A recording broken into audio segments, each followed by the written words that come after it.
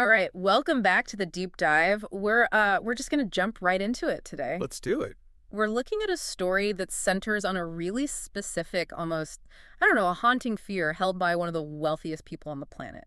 And it's not the fear of going broke. No, definitely not. If anything, it's the exact opposite. We're talking about Bill Gates. Right.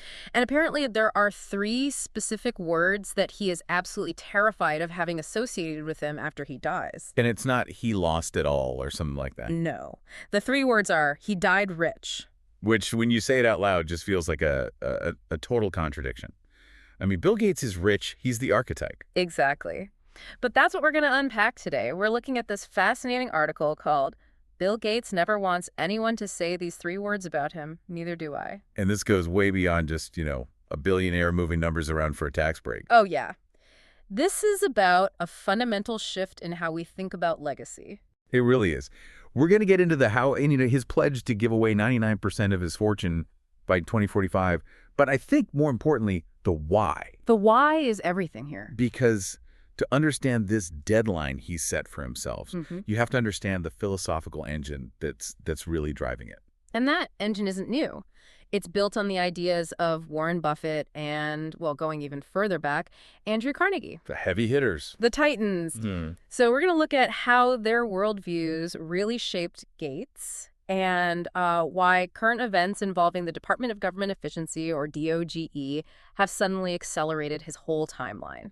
And then we're going to turn the mirror on you, on us. Exactly. Because the core question here isn't just for billionaires. It's for anyone who's, planning for their future. Right. Do you want to die rich? I mean, that's a question that changes how you live today, no matter what's in your bank account. So let's start with the big news. The headline is the timeline. We've known for a long time that Gates plans to give his money away. The giving pledge has been around for years. Yeah, that's not new. But he's put a date on it now. He has. He's announced that he plans to complete the whole process, giving away 99% of his wealth by 2045. 2045, that's what, roughly 20 years from now? In the world of massive philanthropy, that is a sprint. I mean, you have to understand, usually these huge foundations are set up to exist in perpetuity. Yeah, forever, right. Yeah, they invest the principal and just give away the interest, or a tiny percentage each year, so the foundation literally lives forever.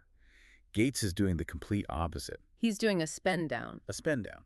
He wants the money out the door, working. And the source material we're looking at, it highlights a really specific trigger for this new urgency, doesn't it? It's not just that he's getting older. No, it's more immediate than that. He described the current global situation as, quote, an incredible emergency. He did. And this is where, the political landscape today really intersects with this philanthropic mission. For sure. The source explicitly cites DOGE, the Department of Government Efficiency, and their recent moves to just abruptly cut off funds for life-saving work.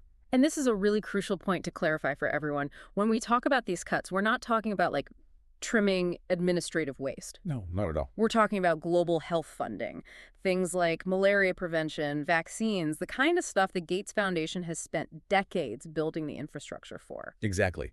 So when a major government, like the U.S. government, pulls back its funding from those international initiatives, it just creates an immediate vacuum. It's not a slow leak, it's a sudden stop. A cliff. A cliff. And Gates sees this as a forcing function. If that public safety net shrinks, he feels his foundation has to sprint to fill that gap. To prevent catastrophic loss of life. Right. The logic is, I can't save this money for 2050 because the crisis is happening in 2026. The need is now. Precisely. He's accelerating the timeline because the need has accelerated. The source points out he's been thinking about speeding up his giving for years anyway, but these cuts acted as a real catalyst. It turned a long-term plan into an emergency. It's like a high-stakes game of catch-up. But, okay, let's step back from the immediate politics for a second and look at the philosophy here. Yeah. Because this idea that dying rich is bad, that didn't just start with Bill Gates. He didn't invent this moral framework out of thin air. No, he had mentors. And the most obvious one, of course, is Warren Buffett. The Oracle. And I think most people know they're best friends now. The bridge games, the trips to Dairy Queen. Right, the bromance is legendary. But the source points out that Buffett was influencing Gates way back in 1991, long before they were that close. Yeah, that's key. Gates read an article by Buffett in 91 that just, it frankly rewired his brain. And you have to remember, 1991, Bill Gates was in full empire-building mode. Oh, yeah. Microsoft was conquering the world. Accumulation was the entire name of the game.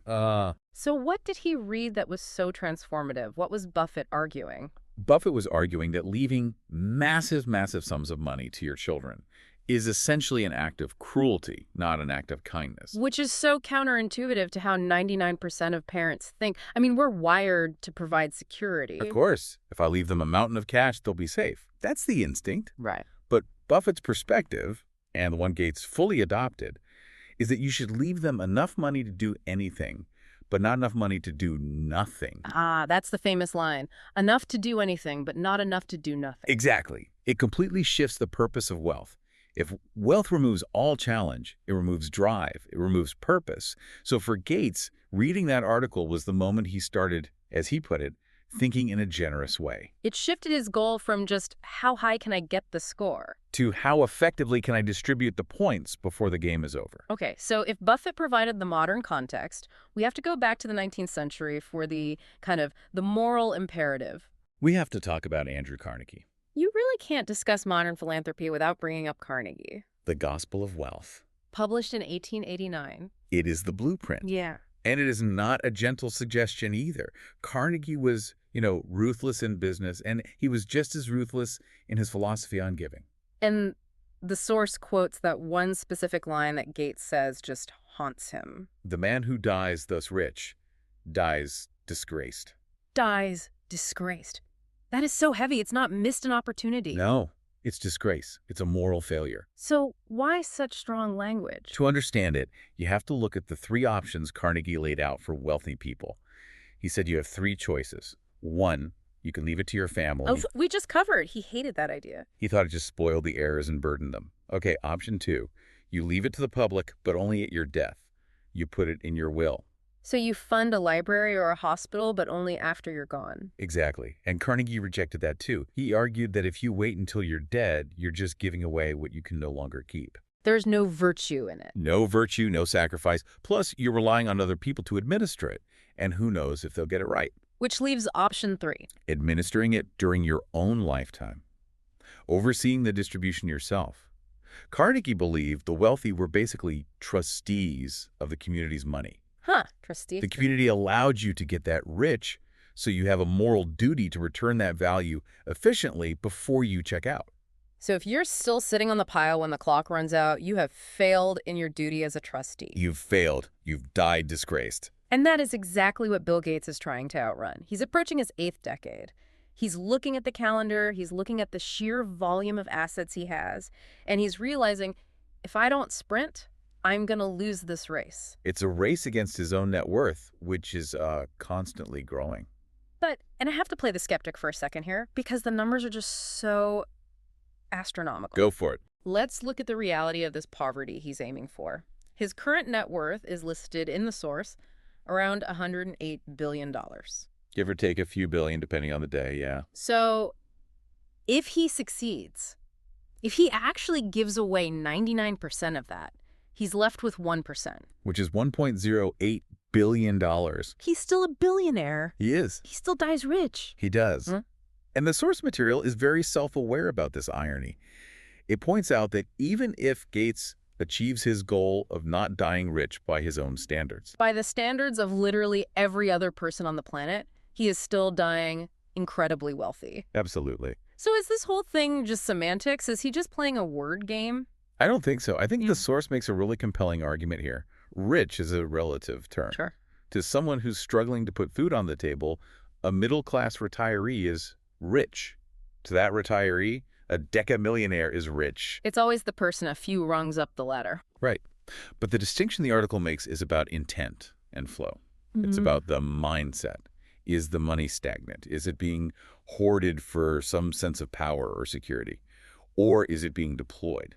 Is it in motion? Is it in motion? That the math might say Gates is still rich, but the action says he is trying to empty the tank before he goes. It's the difference between a dam and a river. He wants to be a river. That's a great way to put it. Okay, so we've established the billionaire context, but the article does something really smart at this point. It pivots to the reader. It pivots to you. It asks the question, Do you want to die rich? And this is where the conversation gets a little uncomfortable for, normal people, because unlike Gates, we don't have $100 billion to worry about. We have mortgages and tuition. And retirement accounts that we hope last. Right. And my immediate gut reaction to that question is, yes, absolutely, I do. I want to die knowing my family is secure. I want to die knowing I didn't run out of money at 85 and become a burden. And that is 100% valid. Mm. The source explicitly validates that point. It says for many, many people, dying rich, in the sense of having assets left over, is a noble goal. It represents security. It represents love. So Carnegie's disgrace rule doesn't really apply to the person who saved up to leave their grandkids a college fund. No, of course not. Carnegie was yelling at the titans of industry. But, and this is the big but, the article challenges us to look at where security ends and maybe hoarding begins. The enough point. The enough point, exactly. So let's say you're in a position where your kids are grown and self-sufficient. The house is paid off. You have your health covered. Your needs are met. Your needs are met. If you are still accumulating just to see the number go up, or if you're denying yourself experiences or denying your community help just to keep that safety blanket tight, that's where the question really hits home. And the author of the piece, she shares her own list, right? She admits she's probably never going to be financially rich by any Gates-like definition. Right. But she has this list of things she wants people to say about her legacy when she's gone. And not a single one of them is financial. She lists things like, I had a happy marriage. I made a difference to the people I loved. I changed lives with my writing. I traveled and learned. It's a list of impact, not a list of inventory. It completely forces you to redefine the word rich. Is a rich life one where you leave the biggest possible estate? Or is a rich life one where you exhausted your resources, your time, your energy, your love, and, yeah, your money to make the world around you better while you were still here? You know that saying, you never see a U-Haul behind a hearse. You can't take it with you. Classic. But I think Gates and this author, they're taking it a step further. They're not just saying, you can't take it with you. They're saying, don't just leave it behind. Send it out ahead of you. Use it now. See the impact now.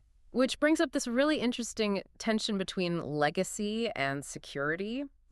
We tend to think of legacy as, the money we leave in the will. The number at the end. Right. But this article argues that true legacy is what you do while you're still breathing. Think about it this way. If you leave a charity $10,000 in your will, that's a great thing. But if you gave that same charity $10,000 today, you get to see what they do with it. You get to be part of the solution. And, just as importantly, maybe that money's needed now, like with the global health cuts, more than it will be needed in 20 years. There's that urgency again. Right. The urgency isn't just for billionaires. The world has problems now. Your community has needs now. Your family, your friends, they have needs now. So let's bring this all back to the listener. We've gone from the stratosphere of Bill Gates and DOGE cuts all the way down to our own bank accounts. The author poses a challenge, asking us to write our own list. If he died rich or she died rich isn't on your list, what is? And I want to throw a final thought experiment out there. This is something that really struck me reading through this. Okay, let's hear it. We hold back because we're scared, right? We're scared of the future. We don't know if we'll need that money for a medical emergency or some rainy day. It's the scarcity mindset. It's totally natural. But just imagine this. Imagine you knew, for a fact, crystal ball style, that you were going to die rich, no matter what. You knew that no matter what you spent or gave away today, you would still have plenty left at the very end. You're 100% safe. Okay, so the fear variable is gone. The fear is gone. If you knew that, would it change how you act right now, today? That is a powerful question. Would you tip that server 50% instead of 20%? Would you write that check to the local food bank today instead of just thinking about it? Would you take your family on that trip now while everyone's healthy instead of saving it for someday? I mean, I think for most people, the honest answer is yes. Wow. Yes, I would be more generous. Yes, I would be less tight-fisted with my time, my money, everything. And so, if the answer is yes, I would act differently, then it forces us to ask, why aren't we? Are we letting a fear of a future that might not even happen steal the impact we could be having right now? We're all just waiting for some safe amount of money that never actually arrives. Because no amount ever feels truly safe. Exactly. Gates has $108 billion, and he's still worried about the timeline. It is never about the number. It's about the mindset. And that's the real takeaway, I think. You don't need billions to adopt the Carnegie mindset. You just need to decide that you're a trustee of your own resources, however big or small they are. And that your job is to put them to good use before your time is up. So as you go about your week, maybe think about those 3 words. He died rich. If that's not what you want on your tombstone, start spending down your wealth, whether that's your money, your time, or your kindness right now. Send it out ahead of you. That's it for this deep dive. Thanks for listening, and we'll catch you on the next one. Take care, everyone.